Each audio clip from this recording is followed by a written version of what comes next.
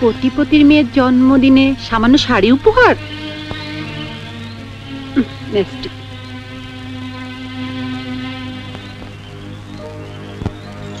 কে তুমি? কে তোমাকে আসতে বলেছে?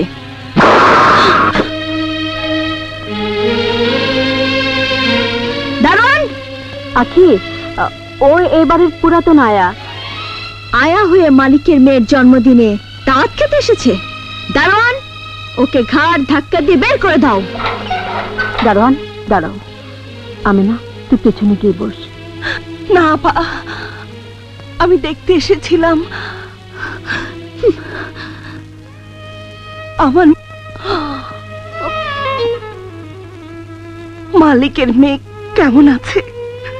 ছি ফুপু, একটা কাজের মেয়েকে তুমি মেহমানদের শাড়িতে বসতে বলছো? আই, তুমি যাবে নাকি ঘাড় ধাক্কা দিয়ে তোমাকে বের করে দেব?